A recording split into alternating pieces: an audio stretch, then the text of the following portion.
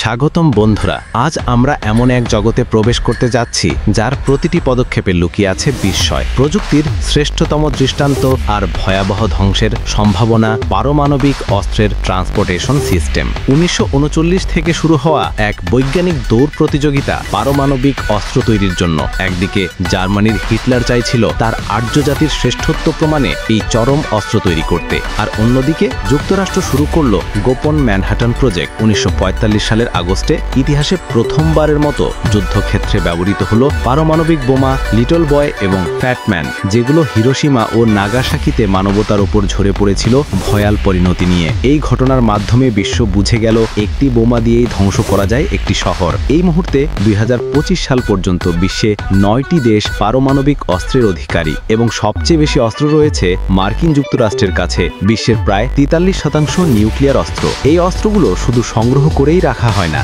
সময় অনুযায়ী সরানো হয়, রক্ষণাবেক্ষণ করা হয় এবং প্রয়োজনে আপগ্রেড করা হয়। কিন্তু প্রশ্ন হলো, একটা শহর ধ্বংস করতে সক্ষম বোমা যখন রাস্তায় চলে তখন সেটা কতটা নিরাপদ? এই পারমাণবিক অস্ত্রগুলো কিভাবে এক স্থান থেকে অন্য স্থানে নিয়ে যাওয়া হয়? এই ভয়ঙ্কর অস্ত্রগুলো পরিবহনের জন্য ব্যবহৃত হয় নিউক্লিয়ার কনভয়। এর কেন্দ্রবিন্দুতে থাকে এক বিশাল customize truck, safeguard transporter SGT। এই ট্রাকে সাধারণত বহন করা হয় পারমাণবিক বোমা যেমন B-61 বা W-76 ওয়ারহেড, কাঁচামাল যেমন ইউরেনিয়াম বা প্লুটোনিয়াম, ভাঙা বা অবসরপ্রাপ্ত অস্ত্র যা পুনরায় সংরক্ষণের জন্য নেওয়া হচ্ছে। এই SGT ট্রাকের চারপাশে থাকে একটি দুর্ভেদ্য নিরাপত্তা বলয়। SGTর আশেপাশে থাকে একাধিক বিয়ারক্যাট সাজোয়া যান। এই যানগুলোতে বসে থাকেন প্রশিক্ষিত ফেডারেল এজেন্টরা, যারা উচ্চ ক্ষমতা সম্পন্ন অস্ত্র, শর্টগান ও অ্যাসাল্ট রাইফেল নিয়ে পুরোপুরি প্রস্তুত। এই যানগুলোতে থাকে গান পোর্টস, বাইরের দিকে গুলি চালানোর জন্য ছোট ছোট ছিদ্র, বুলেট প্রুফ আর্মার,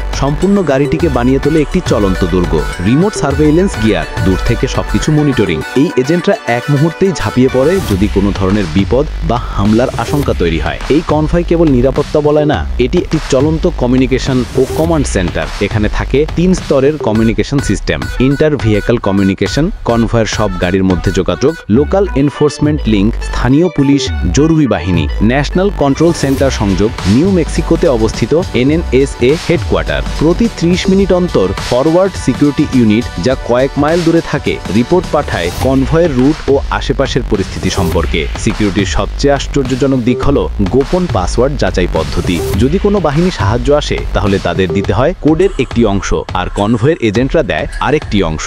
মিল না হলে সে যেই হোক আক্রমণকারী হিসেবে ধরা হবে। এভাবে নিশ্চিত হয় যে শত্রুপক্ষ পুলিশের ছদ্মবেশে এসে কনভয়ের কাছে যেতে না পারে। সেফগার্ড ট্রান্সপোর্টার SGTর প্রযুক্তি। এই ট্রাকটি শুধু বাহ্যিকভাবে শক্তিশালী নয়, ভিতরের নিরাপত্তা ব্যবস্থাও অবিশ্বাস্য। বুলেট প্রুফ জানালা ও দরজা শুধু ভিতর থেকে খোলা যায়। ফায়ার রেজিস্ট্যান্ট বডি, ঘন্টার পর ঘন্টা আগুনে টিকে থাকে। এক্সপ্লোসিভ অ্যাক্সেল লক, চরম বিপদের সময় নিজেকে অচল করে ফেলে। ফোম ডিফেন্স সিস্টেম, কেউ জোর করে ঢুকলে স্বয়ংক্রিয়ভাবে ফেনা বের হয়ে অনুপ্রবেশকারীদের আটকে দেয়। এই ট্রাকের ওজন প্রায় 25 টন, যা রাস্তায় একেবারে আটকে রাখে। এই পুরো কনভয়কে আকাশ থেকেও নজরে রাখা হয়। মার্কিন মালুটিক বাহিনীর 2টি হেলিকপ্টার সাধারণত উপরে টহল দেয়, রুটের প্রতিটি মুহূর্ত পর্যবেক্ষণ করে। এই নিশ্ছিদ্র নিরাপত্তা ব্যবস্থার ফলে NSA তাদের ইতিহাসে একটিও পারমাণবিক অস্ত্র পরিবহনকালে হারায়নি। বর্তমানে যুক্তরাষ্ট্র বড় বিশাল ধ্বংসকারী বোমা থেকে সরছে। তারা তৈরি করছে কম ওজনের, সীমিত এলাকা জুড়ে কাজ করতে সক্ষম ট্যাকটিক্যাল ওয়ারহেড,